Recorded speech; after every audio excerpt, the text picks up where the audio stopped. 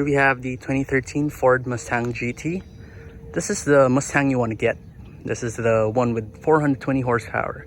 It's a 5-liter naturally aspirated V8. Of course, if you're getting a Mustang, you don't want to get one of those small turbocharged EcoBoost engines. You want the big V8. So as you can see, this car is wrapped in a car foil. So it's from white to green. Same thing with the rims. You'll notice that the front rims are white while the rear are green. This being GT also means that you get your big Brembo brakes. And these come in Goodyear 255 4019.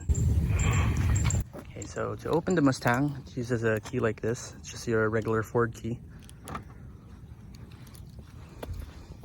As you step inside, the first thing you'll see is when you open this, the windows come down a bit.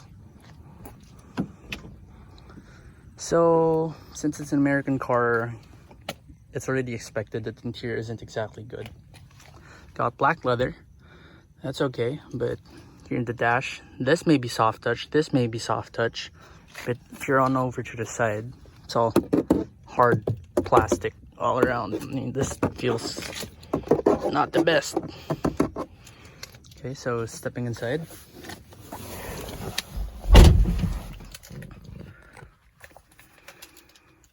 So it doesn't have any push button start. You just have your good old key. Okay, you get a nice V8 rumble. So to turn on the AC, you got buttons here, your screen here. Okay, so over on here, more hard touch plastic. You got a sunroof that doesn't open. It's only like a glass panel, and you have to manually move this. It's kind of hard to do. I think it's stuck inside there, but if you move that, you're gonna have this glass panel all the way up there. Here you got a cubby with 2 cup holders. You press this one, and you got the cubby with a USB port and an aux port. 12-volt jack here. This is turning off your traction control, which is highly unadvisable since it's a Mustang. We all know horror stories about this. Your hazards and your trunk open. Here you got your plus and minus to change gears manually. You have another 12-volt outlet here. So open that up. This car also comes with reverse sensors. Reverse camera rather. There. It doesn't swivel with the wheel. So it's just a basic camera.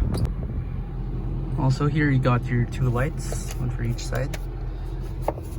This one has a sliding visor, so you can slide it left and right.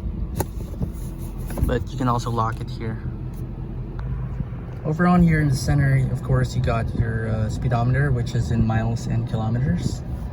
Then to change it, you just use these buttons here to cycle through these. Okay. You got your automatic headlamps and pull for the fog lamps. Yeah, aside from that, the interior is very basic. This is your unlock and lock. That's where you turn your side mirrors. And you'll notice that the side mirrors on both sides, they have that small thing up there. So you can see a bit farther. Got another Mustang logo here. Over here to get to the back, you just pull this lever. Folds like that. So at the back, if you're probably under 5'8", you'll be fine. Headroom's kind of fine too, but aside from that, this is best just for 2 people. Here at the back, you get your dual exhaust pipes. You got a GT badge. Got your backup camera here. There you go. That's enough for a small folding bike. It's a bit deep, but it's not that wide. So it's moderately practical. Of course, you got your handle here, so in case you get stuck inside.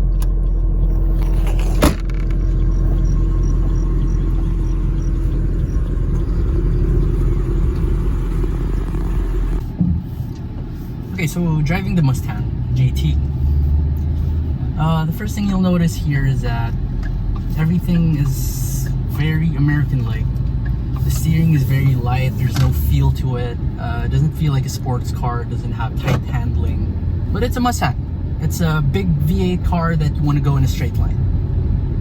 You'll see a lot of videos out there wherein usually it's wet and the Mustang just powers through a corner and it just ends up sliding, and the very moment you try to power through a corner just like this, you would feel what they mean by that.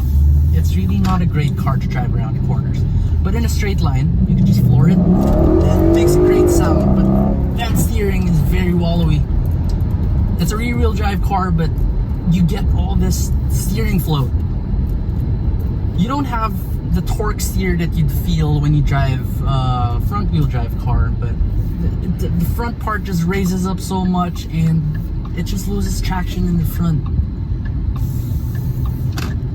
If you want to go in a straight line, it's a great car. Let's just give it another acceleration test later. So I'm just flooring the brake, and I'm going to floor the pedal, then let go of the brake. Traction control is on. Oh, that's a lot of wheel spin.